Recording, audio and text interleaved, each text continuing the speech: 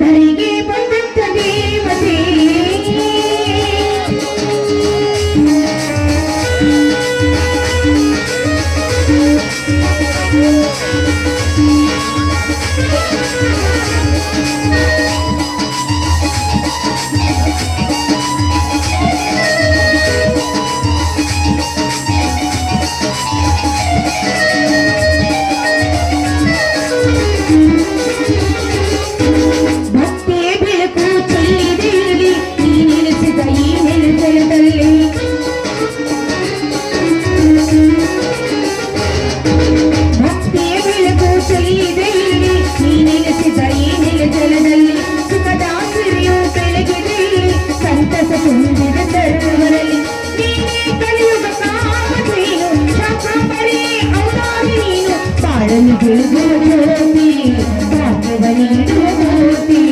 ಕನ್ನಡ ನಾಡಿನ ಕೀರ್ತಿ ಧರೆಗೆ ಬಂದಂತ ದೇವತೆ ಸತ್ಯ ಧರ್ಮದ ದೇವತೆ ಇಟಗಿಲಿ ನೆಲೆಸಿದ ಭೀಮಾಂಬೆ ನಿನ್ನಯ ಪಾದವು ಶರಣಂಬೆ ಶರಣಂಬೆ ಶರಣಂ ಧರೆಗೆ ಬಂದಂತ ದೇವತೆ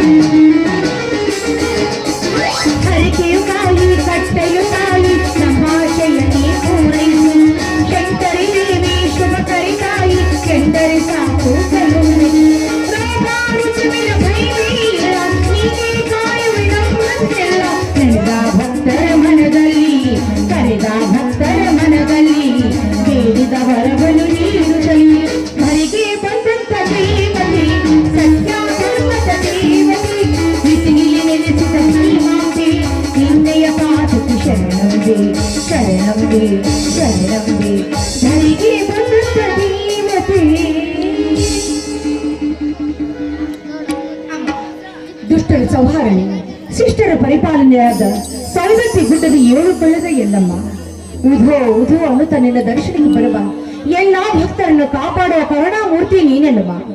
ಬಡವರಾದ ನನ್ನ ಬೇರೇಕೆಮ್ಮ ನಿನ್ನೆಷ್ಟೊಂದು ಕೋಪ ಎತ್ತ ನೋಡಿದ್ರತ್ತ ಕತ್ತಲೆ ಕಾರ್ ನೋಡುವೆ ತುಂಬಿಕೊಂಡಿದೆ ನಮ್ಮ ಬಾಳಿನಲ್ಲಿ.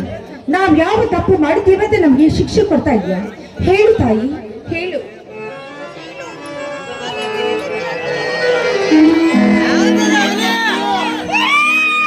ಚಂದ್ರ, ಶ್ರೀಮಂತರ ಹಣದ ಚೆಲ್ಲಾಟದ ಕೂಗಿನ ಮುಂದೆ ಕಡು ಬಡವರಾದ ನಮ್ಮಂತವರ ಕಣ್ಣೀರ ಗೋಳಾಟದ ಕೂಗು ಎಲ್ಲಿ ಕೇಳಿಸಬೇಕಮ್ಮ ನಿನ್ನ ತಾಯಿಯಲ್ಲ ನನಗೆ. ಯಾಕಂದ್ರೆ ಈ ದೇವಿ ಮೇಲೆ ನಿನ್ ಕೋಪ?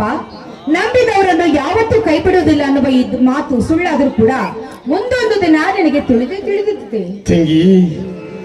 ನಂಬಿದವರನ್ನು ಎಂದಿಗೂ ಕೈ ಬಿಡುವ ನಿನ್ನ ತಾಯಿ ಎಲ್ಲಮ್ಮ ಎಂದು ತಿಳಿದುಕೊಂಡಿರುವುದರಿಂದಲೇ ನನ್ನ ಅಜ್ಜ ಮುತ್ತಜ್ಜರ ಕಾಲದಿಂದಲೂ ಪೂಜಿಸುತ್ತಾ ಬಂದಿರುವ ನಮ್ಮ ಈ ತಾಯಿಯನ್ನು. ಆದರೆ ಇತ್ತಿತ್ತಲಾಗಿ ಯಾಕೋ ಏನು ಈ ತಾಯಿಯ ಮೇಲಿರುವ ಭಯ ಭಕ್ತಿ ನನಗೆ ದೂರದಂತಾಗಿ ಬಿಟ್ಟಿದೆ ಎಂಬ ದೂರದಂತಾಗಿ ಬಿಟ್ಟಿದೆ. ಯಾಕಂಡ ಈ ರೀತಿ ಕಲ್ಲು ಹೃದಯನಾಗಿ ಈ ರೀತಿ ಮಾತಾಡ್ತಾ ಇದೀಯ ನೀನು? ಮತ್ತಿನ್ನೇನು ಮಾಡಲಿ ಚಂದ್ರ, ಮತ್ತಿನ್ನೇನು ಮಾಡಲಿ? ನನ್ನ 2ನೇ ತಮ್ಮ ಸಾಗರದ ಓದಿಗೆಂದು ಮಾಡಿದ 20,000 ಸಾಲ ಬೆಳೆದು 70,000ವಾಗಿ ನಿಂತು ನನ್ನ ಎದೆಯನ್ನು ಸಡಿಲಿಸಿ ಬಿಟ್ಟಿದೆ ಅಮ್ಮ, ಸಡಿಲಿಸಿ ಬಿಟ್ಟಿದೆ. ಹೇಗಾದರೂ ಮಾಡಿ ಸಾಲ ತೀರಿಸಬೇಕೆಂದರೆ ಬಿತ್ತಿದ ಬೀಜದ ಖರ್ಚು ಸಹ ಒಂಡುತ್ತಿಲ್ಲಮ್ಮ ಈಗಿನ ಆತರದ ಮಳೆಗಾಲದಲ್ಲಿ. ಅಂದಾಗ ಸಾಲ ಕೊಟ್ಟ ಧನಿಕರಿಗೆ ಮರುಹಣ ಕೊಟ್ಟು ಸಾಲದಿಂದ ಋಣಮುಕ್ತನಾಗಿ ಕೊನೆಗೆ ನಿನ್ನ ತಲೆಯ ಮೇಲೆ 2 ಅಕ್ಷತೆಯನ್ನು ಹಾಕಿ ನನ್ನ ತಲೆಯ ಮೇಲೆ ಭಾರ ಇಳಿಸಿಕೊಳ್ಳಬೇಕೆಂದು ಹಗಲು ರಾತ್ರಿ ಅನ್ನದೇ ದುಡಿಯುತ್ತಿದ್ದೇನಮ್ಮ, ದುಡಿಯುತ್ತಿದ್ದೇನೆ. ಅಂದಾಗೆ ನಮ್ಮ ಮೇಲೆ ಅಷ್ಟಾದರೂ ಕರುಣೆ ಬರಬಾರದೆ ನಿನ್ನ ತಾಯಿಯಲ್ಲ ಮನೆಗೆ. ಅಣ್ಣ, ಇವತ್ತು ಒಂದು ರೀತಿ ಅಸಹಾಯಕನವನಾಗಿ ಮಾತಾಡ್ತಾ ಇದ್ಯಾ ನೀನು?